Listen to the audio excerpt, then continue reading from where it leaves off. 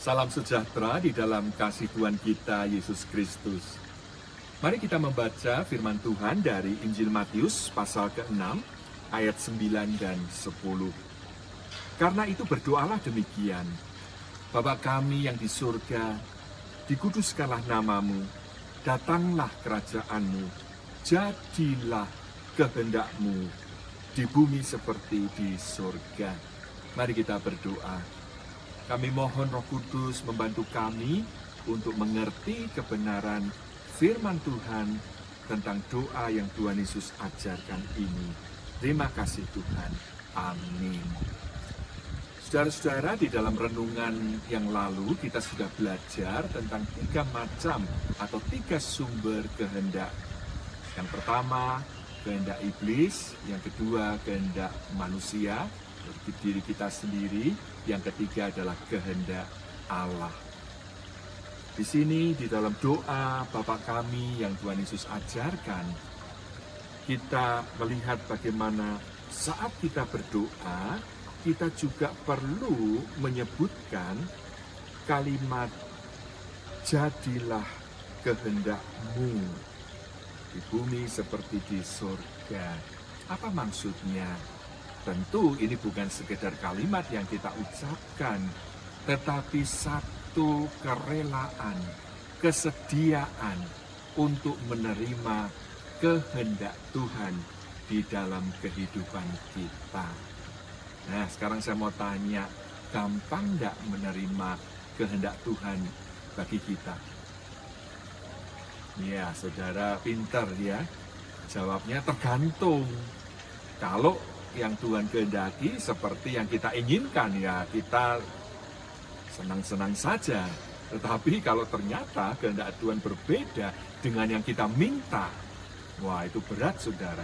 Apalagi untuk sesuatu yang ya kita sebetulnya tidak mau, tidak menginginkannya, tidak mudah.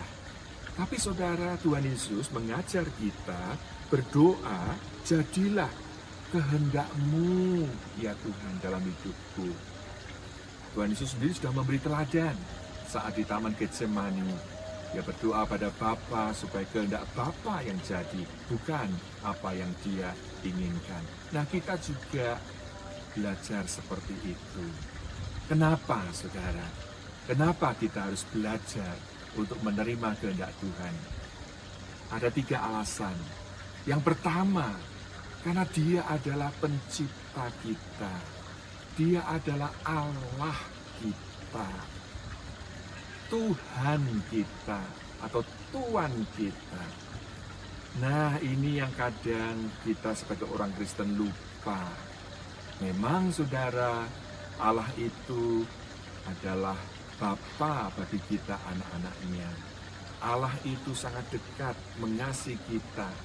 Kita bahkan ya, kita boleh datang kepada Allah kapan saja, di mana saja. Bahkan juga ada lagu Yesus Sahabat Sejati. Tapi saudara jangan lupa, kalau Allah itu juga Allah kita, Tuhan kita. Artinya apa? Kita itu harus belajar untuk menundukkan diri di hadapannya. Untuk menerima perintahnya, untuk menerima kehendaknya. Saudara, kita adalah anak-anak Tuhan, sekaligus juga hamba-hamba Tuhan. Hamba Tuhan itu bukan cuma pendeta, penginjil, misionaris. Saudara juga hamba Tuhan. Artinya, saudara itu budaknya Tuhan atau Tuan. Dan yang menjadi Tuhan kita atau Tuhan kita itu Yesus Kristus. Artinya, sebagai budak, sebagai hamba, kita tuh harus nurut apa yang Tuhan kita perintahkan. Itulah sebabnya Rasul Paulus kepada jemaat di Roma, dia mengingatkan. Saya akan bacakan Roma pasal yang ke-9 ayat ke-20. Siapakah kamu, hai manusia, maka kamu membantah Allah. Dapatkah yang dibentuk berkata kepada yang membentuknya, mengapakah engkau membentuk aku demikian?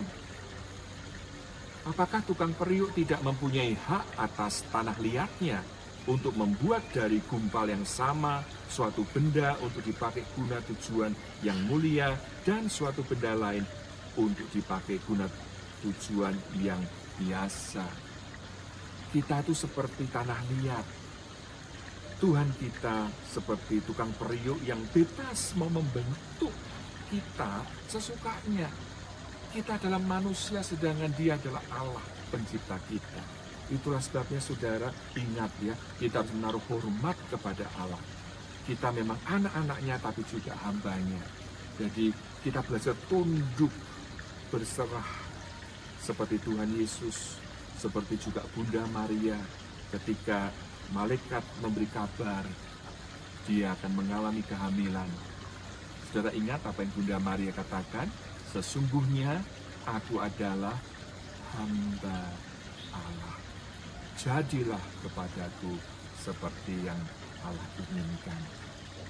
Jadi alasan pertama kenapa kita harus menerima kehendak Allah, karena Allah adalah pencipta, Tuhan atau Tuhan kita.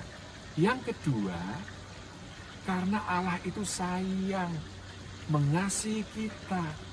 Jadi dia bukan Tuhan yang otoriter, yang kejam, tidak saudara.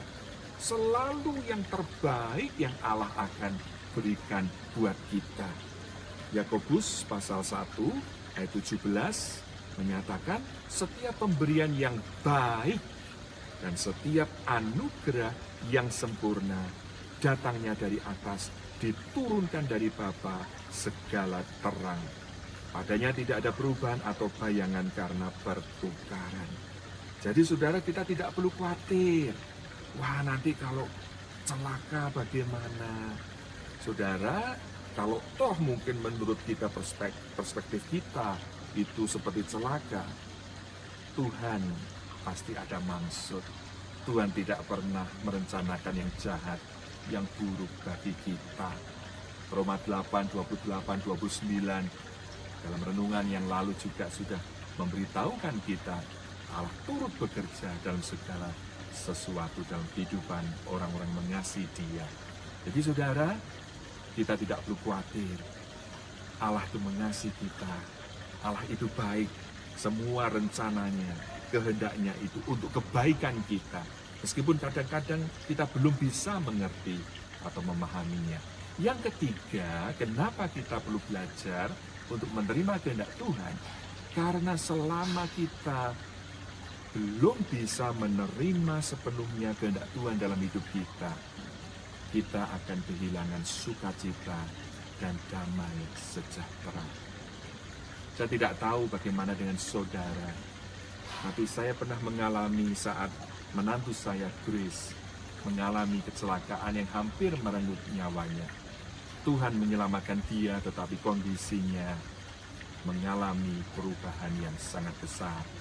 Dia kehilangan banyak hal karena traumatic brain injury dan stroke yang dia derita. Saudara, selama beberapa bulan hati saya sedih, diliputi berbagai pertanyaan, kenapa Tuhan tidak melindungi? Kenapa Tuhan membiarkan ini terjadi? Padahal bagi Tuhan itu mudah untuk mencegah peristiwa itu. 3 bulan, 4 bulan, saya kehilangan sukacita, kehilangan damai sejahtera. Sampai satu malam saat saya berdoa, Tuhan berbicara, mengingatkan saya akan kasih-Nya kepada Grace dan juga anak saya Ivan. Di situ saya disadarkan bahwa Tuhan lebih sayang kepada mereka. Dan Tuhan punya maksud, punya misi khusus untuk mereka atau lewat mereka. Nah, malam itu saya minta ampun. Saya belajar untuk menerima apa kehendak Tuhan dalam kehidupan keluarga saya. Dan sejak itu, saudara, kembali sukacita, damai sejahtera memenuhi hati dan pikiran saya. Tidak mudah memang, tetapi ada kekuatan saat saya berserah kepada Tuhan. Saudara, mungkin sampai hari ini ada sesuatu yang membuat kalau engkau ingat itu, engkau merasa marah, kesal, kecewa. Engkau masih bertanya-tanya, kenapa Tuhan? Kenapa aku? Kenapa keluargaku? Saudara, ingat Tuhan mengasihi engkau. Ada maksud di balik semua itu. Belajar berkata, Tuhan, kalau itu memang Kau izinkan, kalau semua ini memang seturut dengan kehendak-Mu, aku mau belajar untuk menerima dan tetap percaya kepadamu. Kiranya Tuhan menolong saudara. Karena kalau saudara terus di dalam kepahitan, terus meragukan kasih Tuhan, engkau akan kehilangan kebahagiaan, kedamaian dalam hidupmu. Percayalah, Tuhan itu baik. Dia adalah Allah pencipta yang mengasihi engkau, yang memiliki rencana yang indah bagi hidupmu. Kiranya Tuhan menolong saudara. Amin.